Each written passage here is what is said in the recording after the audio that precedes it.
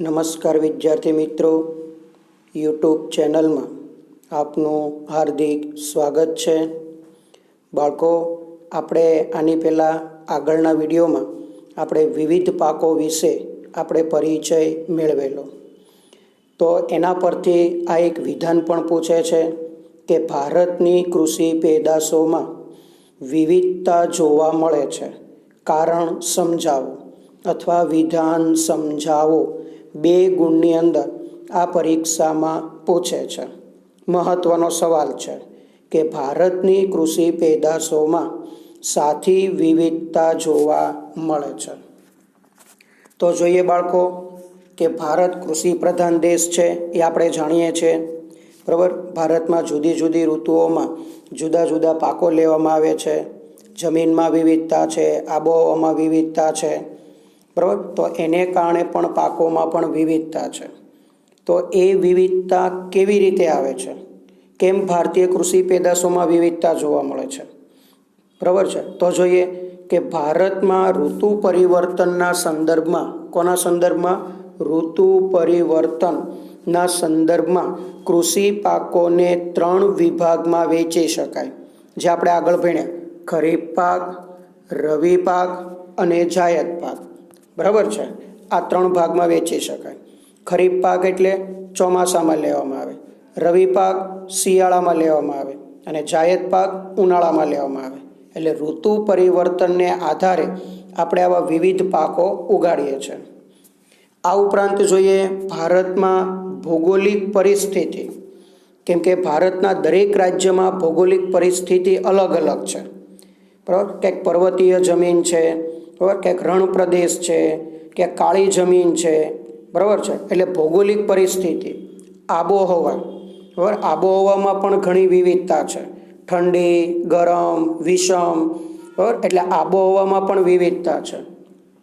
જમીનની વિવિધતા, બરાબર. આગળ કીધું તેમ ક્યાંક કાળી જમીન, ક્યાંક પડખાઉ જમીન, ક્યાંક રાતી જમીન, ક્યાંક લેટેરાઇટ જમીન, બરાબર. એટલે જમીનમાં પણ વિવિધતા છે. અને વરસાદમાં રહેલી વિભિન્નતાને કારણે દેશના જુદા જુદા ભાગોમાં વિવિધ પ્રકારના પાકોનું વાવેતર કરવામાં આવે છે. કેમ કે ભારતમાં વરસાદ પણ કેવો છે? અનિયમિત અને અનિશ્ચિત છે. અમુક રાજ્યમાં વધારે વરસાદ પડે તો અમુક રાજ્યમાં વરસાદ ઓછો પડે છે, બરાબર છે. જ્યાં વરસાદ વધુ પડે તો ત્યાં એ પ્રકારના પાકો લેવામાં આવે છે, જ્યાં ઓછો વરસાદ પડે તો ત્યાં પણ એ પ્રકારના પાકો લેવામાં આવે છે. એટલે વરસાદના પ્રમાણમાં રહેલી જે વિભિન્નતા છે, તો એ વિભિન્નતાને કારણે પણ દેશના જુદા જુદા ભાગોમાં વિવિધ પ્રકારના પાકોનું વાવેતર કરવામાં આવે છે. દેશના કુલ વાવેતર વિસ્તારના લગભગ 75%, જો બાળકો કેટલો કીધો? 75%, બરાબર છે. આપણે જે કુલ વાવેતર થાય છે, તો એ કુલ વાવેતર વિસ્તારના 75% વિસ્તારમાં ધાન્ય પાકોની ખેતી થાય. જો ભારતનું જે વાવેતર વિસ્તાર છે એ કુલ વાવેતર વિસ્તારના 75% ભાગમાં ધાન્ય પાકની ખેતી થાય, એટલે કે અનાજ ઉગાડવામાં આવે, જેમાં ઘઉં, ડાંગર, જુવાર, બાજરી, મકાઈ, આ બધું, બરાબર છે. ધાન્ય પાકોની ખેતી થાય છે. કેટલા ટકા ભાગમાં બાળકો? 75% ભાગમાં.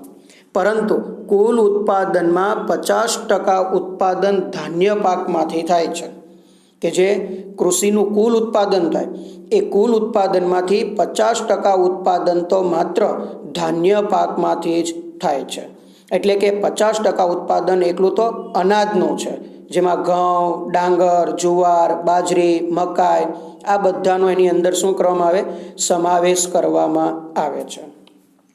ભારતની કૃષિ પેદાશોમાં ધાન્ય પાક, કઠોળ, તેલીબિયા, પીણા, રોકડિયા પાક વગેરે જોવા મળે છે, બરાબર છે. આની વિશે પણ બાળકો આપણે આગળ પરિચય મેળવી ગયા છે.